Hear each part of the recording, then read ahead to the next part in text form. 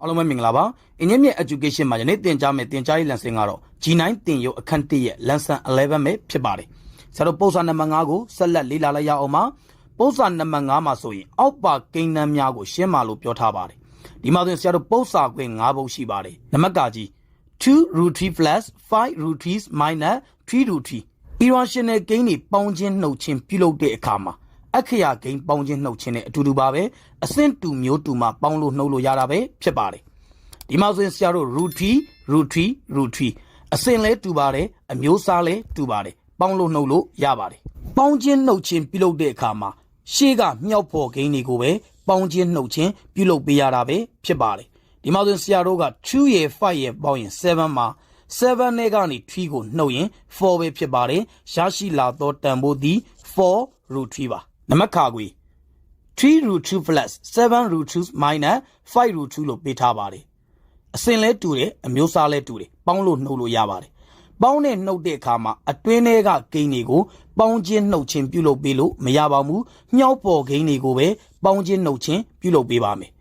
37ပေါင်းရင်10မှာ10ထဲကနေ5ကိုနှုတ်ရင်5ပဲဖြစ်ပါတယ်ရရှိလာသောတန်ဖိုးသည်5 root 2ပါနံပါတ်ကငယ်5 root 3 plus 11 root 3 minus 1 minus root 3လို့ပေးထားပါတယ်အပြေကိန်းတွေကိုအရင်ရှင်းပါမယ်5ရဲ့11ပေါင်းရင်16မှာရရှိလာသောတန်ဖိုးသည်16 root 3ပါလက္ခဏာက minus ပါ1 minus root 3က1 minus root 3ပဲဖြစ်ပါတယ်အပိုင်းကိန်းပါလာပါပြီအပိုင်းကိန်းတွေကိုပေါင်းသည်ဖြစ်စေနှုတ်သည်ဖြစ်စေပိုင်းကြီးတူမှပေါင်းလို့နှုတ်လို့ရတာပဲဖြစ်ပါတယ်ဘုံပိုင်းကြီးကိုဆရာတို့ထူထားပါမယ်ပိုင်းကြီးကိုထူးနဲ့မြောက်ရင်ပိုင်းဝေကိုလည်းထူးနဲ့မြောက်ပါတယ်16နှစ်လီ32ပါ32 root 3ပဲဖြစ်ပါတယ်လက္ခဏာက minus ပါ root 3က root 3ပါ32 root 3တဲ့ကနေ root 3ကိုနှုတ်ပါမယ်ရရှိလာသောတန်ဖိုးသည်31 root 3ပဲဖြစ်ပါတယ်ပိုင်းကြီးတန်ဖိုးသည်2ပါနံပါတ်ကကြီး7 root 3 minus 10 root 3 plus 8 root 3လို့ပေးထားပါတယ်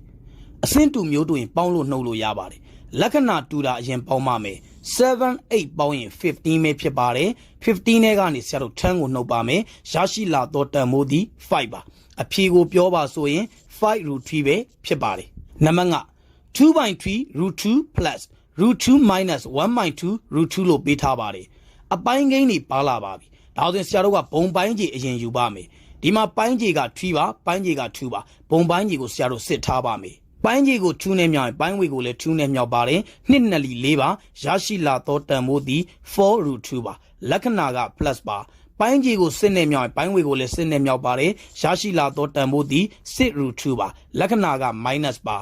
ပိုင်းကြီးကို3နဲ့မြောက်ရင်ပိုင်းဝေကိုလည်း3နဲ့မြောက်ပါတယ်ရရှိလာသောတန်ဖိုးသည်3 root 2ပဲဖြစ်ပါတယ်4 6ပေါင်းရင်ဆရာတို့10ပါ10ထဲကနေ3ကိုနှုတ်ရင်7ပဲဖြစ်ပါတယ်ရရှိလာသောတန်ဖိုးသည်7 root 2ပါခြေလို့ရလာကြည့်တဲ့အခါမှာခြေလို့မရတော့ပါဘူးအဖြေကိုပြောပါဆိုရင်7 root 2 by 6ပဲဖြစ်ပါတယ်ယနေ့သင်ကြားပေးခဲ့တဲ့ပု္ပ္ပာနံပါတ်5ရဲ့ရှင်းလင်းချက်ကိုနားလည်လိမ့်မယ်လို့ထင်ပါတယ်အားလုံးကိုကျေးဇူးတင်ပါတယ်ရှင်လန်းချမ်းမြေ့ကြပါစေဗျာ